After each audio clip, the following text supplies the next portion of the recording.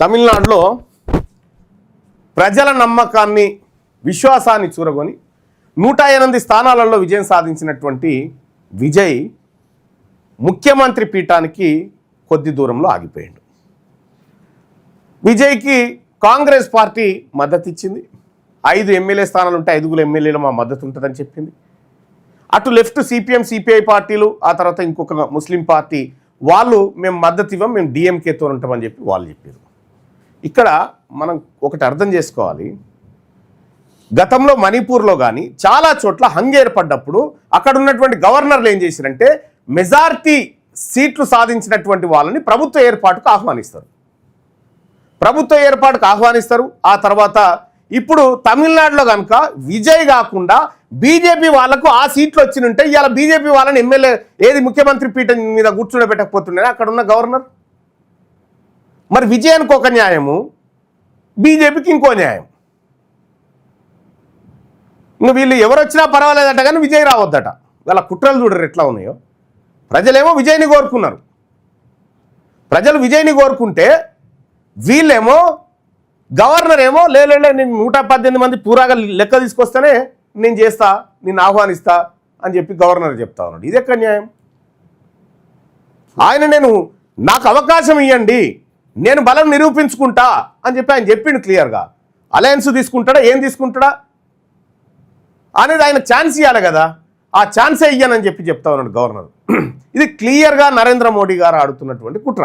ఆడ డిఎంకే అన్నా డిఎంకే కూడా ఒకటైతే అట, డిఎంకే అన్నా డిఎంకే కూడా ఒకటైతే అని చెప్తా ఉన్నారు. కానీ టైమ్స్ ఆఫ్ ఇండియాతోని స్టాలిన్ మాట్లాడుతూ ఆయన ఏమన్నాడంటే మేము బద్ధ శత్రువులం, మేము ఒకటయ్యే పరిస్థితి లేదనేటువంటి మాట చెప్తే అన్నా డిఎంకేలో ఉన్నటువంటి కొంతమంది 30 మంది ఎమ్మెల్యేలు విజయ్తో కలవడానికి సిద్ధంగా ఉన్నారనేటువంటి చర్చ జోరుగా సాగింది.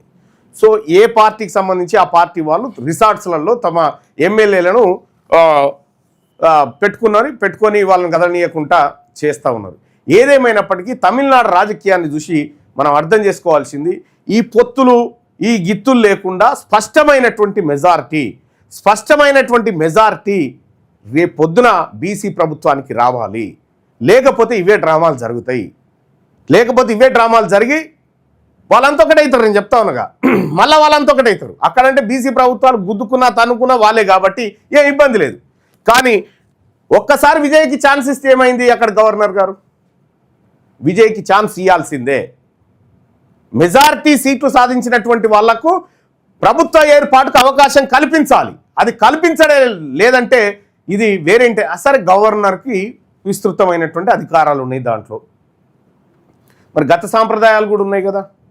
అనేక చోట్ల మెజారిటీ లేనటువంటి వాళ్ళని ఎన్నోసార్లు ముఖ్యమంత్రి పీఠం కోసం ఆహ్వానించిన చరిత్ర ఉంది బీజేపీ నియమించిన గవర్నర్ల దగ్గర. మరి విజయం దగ్గరకు వచ్చేసరికి మొత్తం కావాలని ఎట్లా అడుగుతూ ఉన్నారు? మరి ప్రధానమంత్రి నరేంద్ర మోడీ గారు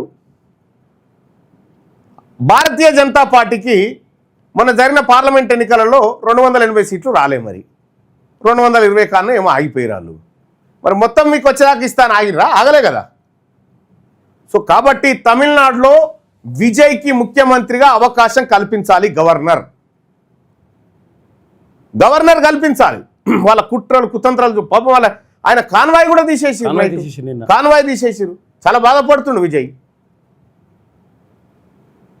కాబట్టి తమిళనాడులో విజయ్కి అవకాశం ఇవ్వాలి. విజయ్ని ప్రజలు గెలిపించుకున్నారు. కాబట్టి తెలంగాణ రాష్ట్రంలో ఉన్నటువంటి ప్రజలారా తమిళనాడు రాజకీయాలు చూసి మనం అలర్ట్గా ఉండాలి. అందుకోసం తమిళనాడులో ముఖ్యమంత్రిగా విజయం చూడాలనుకుంటా ఉన్నాం. సో మరి అది ఏం చేస్తారు, ఎన్ని కుట్రలు కుతంత్రాలు జరుగుతాయో చూడాల్సినటువంటి అవసరం ఉంది. సో హెల్త్ అండ్ ఎడ్యుకేషన్ అనేది చాలా ప్రయారిటీ అంశం తెలంగాణ ప్రజలారా. ఈ రెండు మనకు అవకాశం ఉండి దక్కట్లేదు, అవకాశం లేక కాదు, అవకాశం ఉండి దక్కట్లేదు. దీన్ని దక్కించుకోవడం కోసం మనం అందరం కృషి చేయాలని చెప్పి నేను డిమాండ్ చేస్తా ఉన్నాను.